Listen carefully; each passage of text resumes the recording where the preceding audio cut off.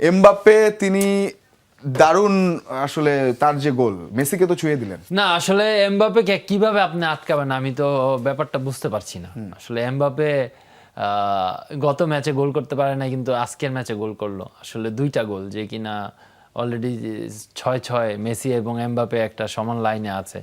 আসলে এই যে তার পারফরমেন্স, স্পেশালি ওয়ার্ল্ড কাপ আসলে এমবাপ্পে জানি নিজেকে মানে অন্যভাবে রিপ্রেজেন্ট করে এবং প্রেজেন্ট করে সবার সামনে, যেটা কিনা ফ্রান্স টিমের জন্য বেশি ভালো।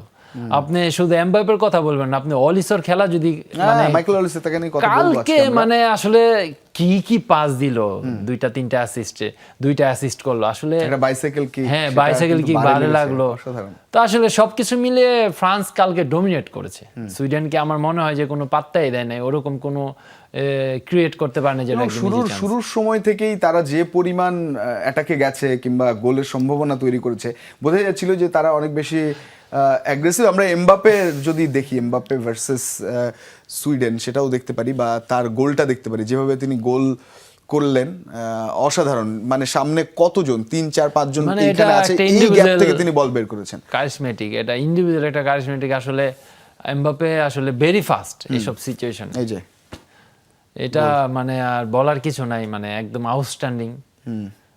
এই যে আরেকটা যে অলিসর পাস, এটা মানে তার অ্যাসিস্ট গুলো দারুণ, তার রেকর্ডও অ্যাসিস্টে আমরা দেখবো দুর্দান্ত। সামনে এমবাপ্পে, সেদিকে তিনি বাড়িয়েছেন, তার অ্যাসিস্ট গুলো দারুণ হয়েছে এবং বারকোলাকে দিয়ে যে গোল করেছেন আমার কাছে কি মনে হয় জানেন, ফুটবলের একটা ওয়ার্ড আছে না, attacking is the best defence.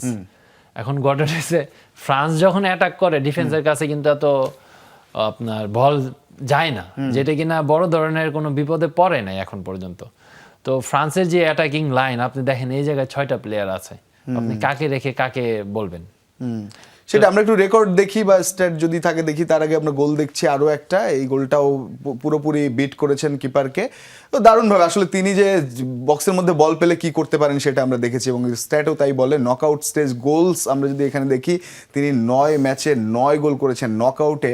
বিশ্বকাপের ইতিহাসে এত গোল আর নেই আসলে বলতে গেলে। আমরা যদি পেলেকে এখানে দেখি, 7টা গোল তিনি নকআউটে করেছেন। এখানে আরো লেজেন্ডারি রোনালদো স্কোরাররা আছেন। হ্যাঁ, রোনালদো আছেন, 5 ম্যাচে 8 গোল, 9 ম্যাচে 9 গোল। রোনালদোরও 10 ম্যাচ লেগেছে 8 গোল করতে নকআউটে।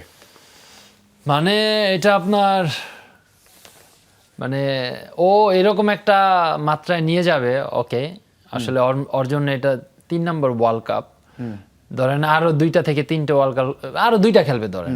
এখন সে 26-7, দ্যাট মিনস আরো 2টা ওয়ার্ল্ড কাপ ইজিলি খেলবে। দেখুন এই ম্যাচে 9.7, 55 টাচেস, 2 গোলস এবং এক্সপেক্টেড গোল 0.63, অন টার্গেটে 1.74, 5 শটস, 4 অন টার্গেট।